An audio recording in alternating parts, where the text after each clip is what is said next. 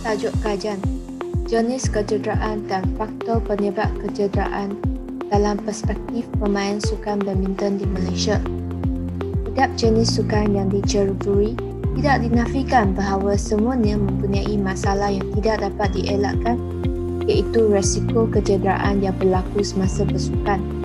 Badminton merupakan permainan raket yang popular di Malaysia. Melihat kebelakangan ini, bilangan kes kecederaan dalam permainan badminton semakin meningkat dan menjadi satu beban kepada penyakit. Badminton adalah sukan tanpa sentuhan yang memerlukan gabungan lompatan, pergerakan lunges, perubahan arah yang pantas dan pergerakan lengan yang cepat.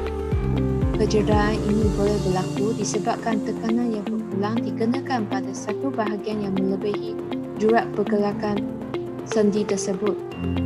Kecederaan ini juga boleh berlaku disebabkan oleh sesuatu pergerakan yang berulang dan tekanan yang keterlaluan.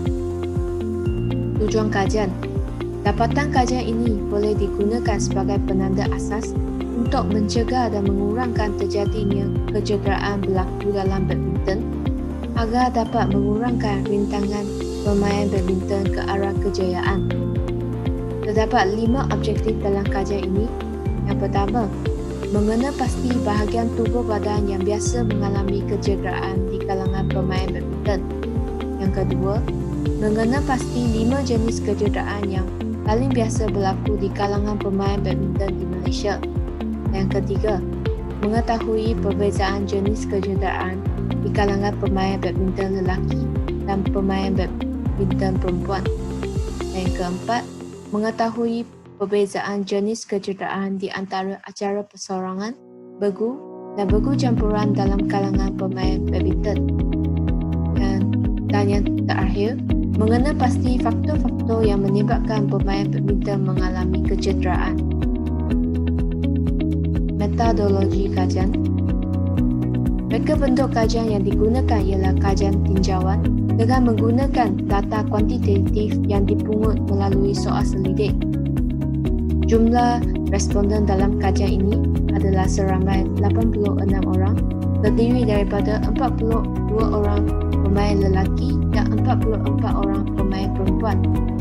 Pemilihan responden secara rawat bertujuan daripada kesemua acara pertandingan, iaitu acara persorangan, bergu dan bergu campuran. Sampel kajian adalah pemain yang berlatih di Persatuan Badminton Malaysia dan Pusat Kecemerlangan Sukan Badminton. Had umur yang telah ditetapkan adalah di antara umur 13 hingga 26 tahun.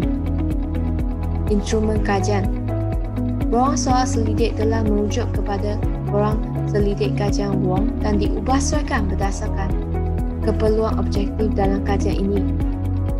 Borang soal selidik ini mengandungi 16 soalan dan dibahagikan kepada 3 bahagian, iaitu bahagian A, mengenai latar belakang responden; bahagian B, mengenal pasti jenis kecederaan yang dialami oleh responden; dan bahagian C, mengenal pasti faktor-faktor menyebabkan kecederaan berlaku dalam perspektif responden. Data yang diperoleh akan dikumpulkan dan dianalisis menggunakan SPSS. Semua data akan dibina dalam bentuk statistik seperti peratusan, raja dan perbandingan mengikut soalan. Statistik deskriptif termasuk min, skor peratus dan sisihan piawai digunakan bagi menganalisis kajian ini dan memastikan data yang diproses tidak berlaku kesilapan. Penyamakan data dibuat sebanyak 2 kali. Dapatan kajian dan perbincangan: jadual ini menunjukkan 28 orang responden terdiri daripada pemain pasukan universiti. 58 orang responden terdiri daripada permainan pasukan kebangsaan. Selama 54 pemain telah mengalami kecederaan dalam tempoh 1 tahun yang lalu. Berdasarkan jadual ini, bahagian bawah tubuh mempunyai jumlah kecederaan yang paling tinggi, iaitu 53 kes berbanding dengan bahagian atas tubuh, dan bahagian tengah tubuh yang mempunyai jumlah kes yang sama, iaitu 18 kes. bahagian tubuh badan yang paling kerap mengalami kecederaan dalam kalangan pemain lelaki dan perempuan ialah di bahagian pergelangan kaki, otot-otot kaki dan pinggang. Dalam jadual ini, kita boleh mendapati bahawa kebanyakan nilai P lebih tinggi daripada 0.05, jadi kita boleh menganggap pemboleh ubah tidak bersandar. Dalam kata lain, acara perseorangan, bergu dan bergu campuran tidak mempunyai perbezaan yang signifikan dalam jenis-jenis kecederaan ini. Kecederaan pergelangan kaki ini dilaporkan sebanyak 33 kes, diikuti dengan kecederaan otot hamstring yang mempunyai 13 kes.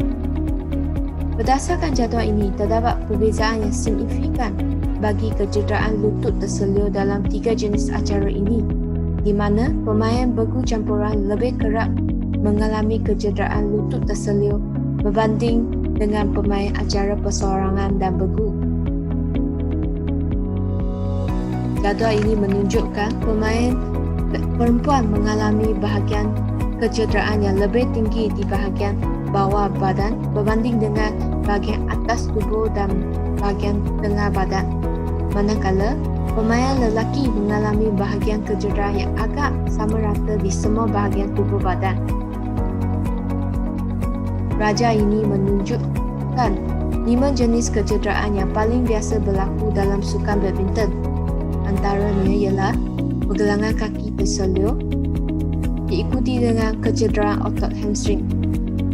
Kecederaan yang berlaku di bahagian tangan seperti forearm muscle strain dan tennis elbow.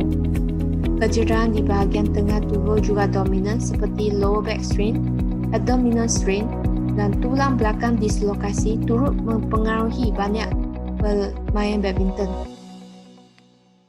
Faktor penyebab kecederaan diklasifikasikan kepada faktor intrinsik dan faktor ekstrinsik. Kajian ini mendapati faktor intrinsik lebih mempengaruhi pemain badminton berbanding dengan faktor ekstrinsik. Antara faktor intrinsik yang dominan dalam kajian ini ialah faktor keletihan, teknik yang salah dan pemanasan badan yang tidak mencukupi. Manakala faktor gelanggang yang dikenali sebagai faktor ekstrinsik telah merangkumi 15.4% dalam kajian ini. Bahagian kecederaan yang paling biasa berlaku di bahagian bawah badan. Hal ini demikian kerana pemain badminton perlu sentiasa terlibat dengan pergerakan lanja secara berulangan dalam tempoh yang pantas. Jenis kecederaan yang perlu diambil perhatian dalam sukan badminton adalah pergelangan kaki terseluruh, hamstring strain, lower back strain, abdominal strain, forearm muscle strain, tennis elbow dan tulang belakang dislokasi. Tiada perbezaan yang ketara dalam jenis kecederaan di kalangan pemain lelaki dan perempuan yang disahkan. Pemain di acara bergu campuran lebih berisiko tinggi mengalami kecederaan lutut terseluruh berbanding dalam acara perseorangan dan bergu. Faktor intrinsik adalah lazim berlaku dalam kalangan pemain badminton.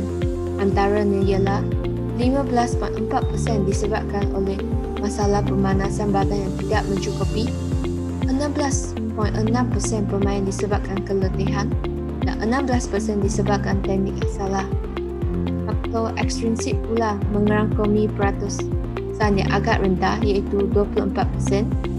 Faktor gelanggang didapati dominan dalam kajian ini.